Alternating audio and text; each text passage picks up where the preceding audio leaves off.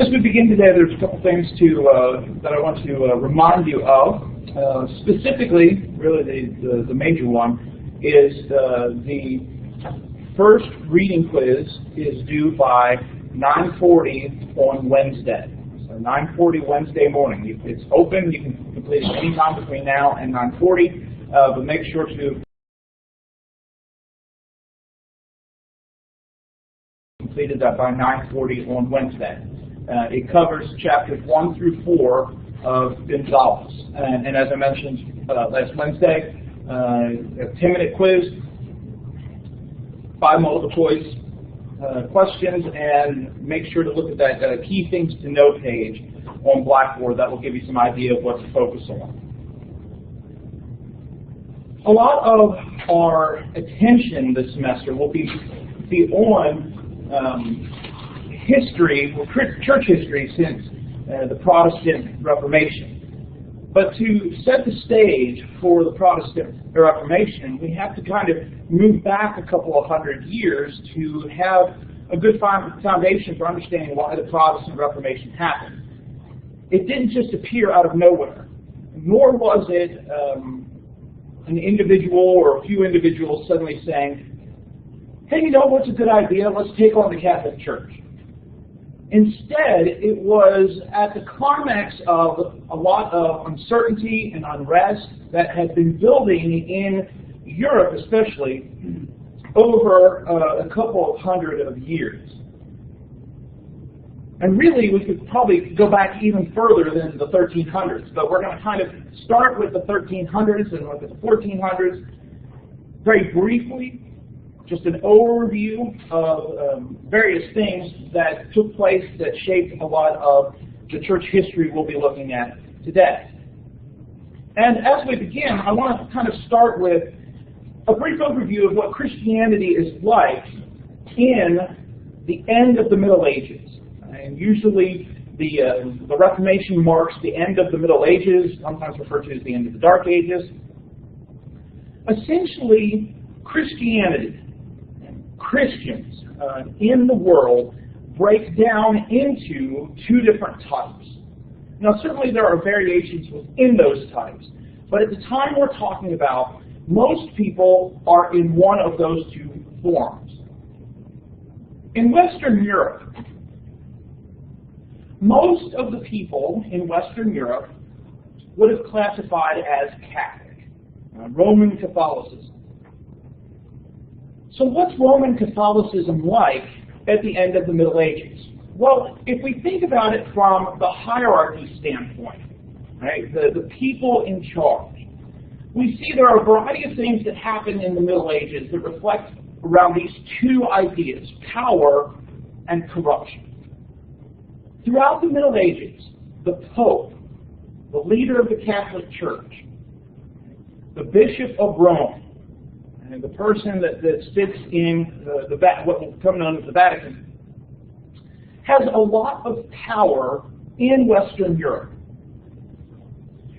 A lot of that power is, of course, religious power, shaping the course of Christianity, but the Pope at the end of the Middle Ages also wielded a lot of secular power as well. Emperors, other governmental officials in Western Europe, if they wanted to be looked upon as legitimate powers, needed to have the Pope's approval. Now, toward the end of the Middle Ages, that is starting to experience some tensions as these political powers didn't want to seem as they were subservient to this religious power. We'll talk about that a little bit more. But there's also, unfortunately, a lot of corruption in the hierarchy. People are using church offices as tools to get influence and wealth, from the highest of the hierarchy to even some of the lowest officials in the regions, the priests. Right? And so the buying and selling of church offices throughout the last part of the Middle Ages was often sometimes very extreme. And even the papacy at times became a power tool, became a way to get wealth, and various people that wouldn't have been qualified as Christian leaders sometimes ended up as the Pope. But on the other hand, if we think of Catholicism from the bottom up, there is also a lot of drive for reform. So even though the church leaders at times exerted a lot of power on people and weren't always acting in Christ-like ways, there were people, common people, some of the lower levels of the hierarchies, the monks, the nuns, who wanted to see changes take place, who believed that things needed to change within Catholicism. Sometimes that was doctrinally, sometimes that was just morally. There were moral changes that needed to be made. So throughout the latter part of the Middle Ages, there were a variety of pushes for reform to take place. When we think about the religious experience of people, one of the key things toward the end of the Middle Ages was an intellectual school known as scholasticism. Scholasticism was a movement within Catholicism, particularly under university faculty, right? The rise of the universities going on in here in the latter part of the Middle Ages. But scholasticism was an attempt to provide an approach to faith that was based on reason. And so you have people like Thomas Aquinas and others who attempted to come up with rational ways to determine doctrines of Christianity that didn't necessarily rely on revelation, right? To prove that faith was rational and reasonable. So if you've taken an introductory philosophy course, or if you've looked into any sort of apologetics about the existence of God, you've encountered some things that developed in the latter part of the Middle Ages, like what's known as the cosmological proof for God, right? The world exhibits cause and effect, and so there must be a first cause. Right? Somebody had to start it, so God must exist. Right? It's a very simplified version of the cosmological argument. Or the teleological argument. Right? The universe exhibits design, so there must be a designer. Well, these kind of proofs for God came out of scholasticism, this attempt to provide reason to justify faith. And so on one hand, you have a lot of people pushing for this rational approach to Christianity. On the other hand, you have the development of mysticism. Mysticism was not a search for reason or knowledge, but a search for experience. And so a lot of mystics, some of which we'll touch on as we go through the Reformation period, looked for an experience of God. They wanted to feel God's love. They wanted to experience union with God. Right? So it was less about the reason and understanding God rationally, and it was more about looking for this experience. Somebody that was very prominent in this movement was Bernard of Clairvaux. And he's the one who wrote O Sacred Head. I don't know if you've ever sung that song in church. He's the author behind that. But one of the things that Bernard said was that God is known insofar as he is love. You know God through love, not through kind of these rational propositions.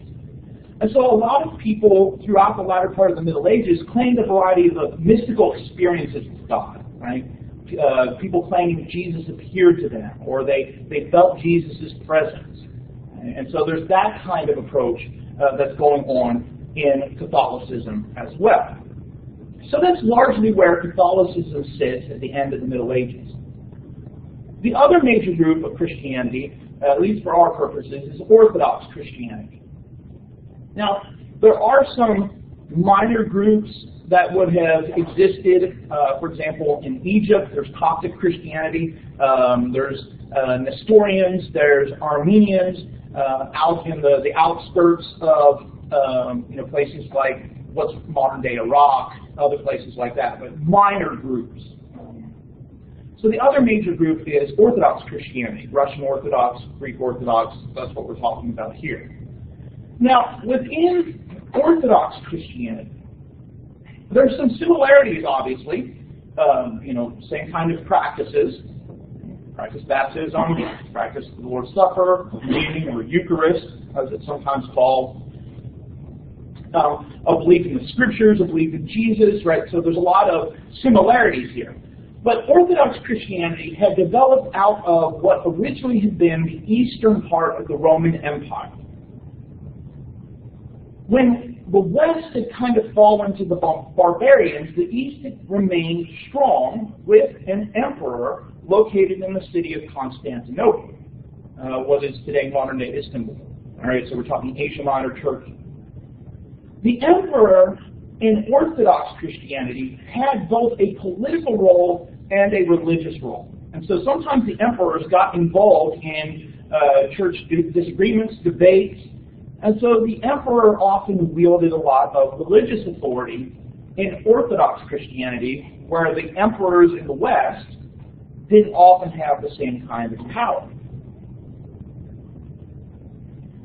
In the Middle Ages, however, there had been a rather firm split between Orthodox Christianity and Catholic Christianity. And it had revolved around a couple of things. There were some doctrinal disagreements over the role of the Holy Spirit, okay, and how the Holy Spirit functioned. Sometimes a lot of these theological disagreements often became very intricate and complex.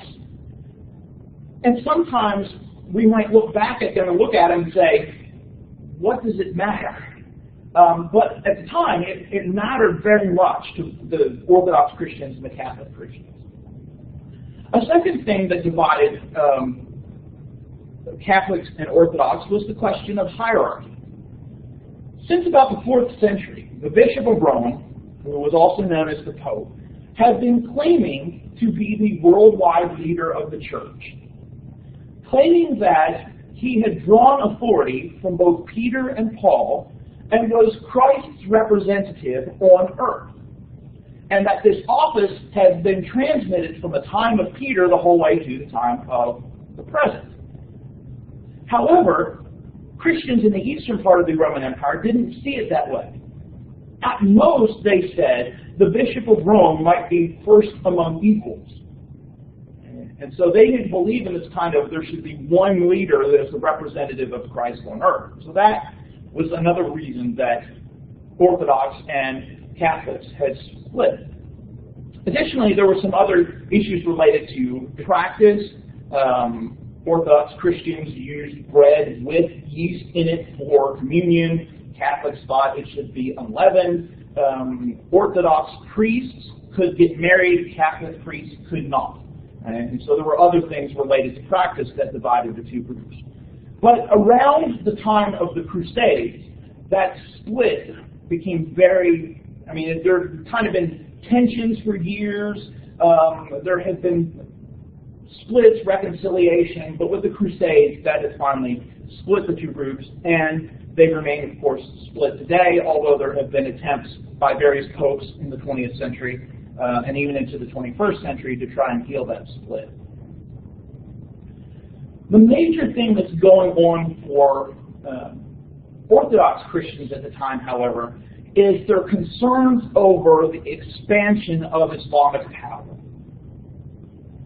Islam had developed as a religion in the 7th century and had grown very rapidly. It had spread as far as China to the east. It had spread through northern Africa, and it even got into Spain. And it's only in the very latter part of the Middle Ages that Spanish Christians expelled Muslims and reconquered Spain. But they were also beginning to spread through the Middle East into what is modern-day Turkey. And it's called Turkey because they were successful. We'll talk about that in a minute. And a lot of these places where Islam was spreading were places where Orthodox Christians were. And so Orthodox Christians found themselves under Islamic control. Sometimes it was okay, right? In many places, if they paid a tax, they could continue to hold their services, continue to have their own leaders. In some places, Islam was forced upon Christians, right? They were forced to convert. In other places, people that had been Christians converted to Islam without any sort of, fear of torture. And so, it wasn't a unified convert or die kind of thing. That happened. Other times it was slightly different. And so that's where we see Christianity kind of sitting at the end of the Middle Ages.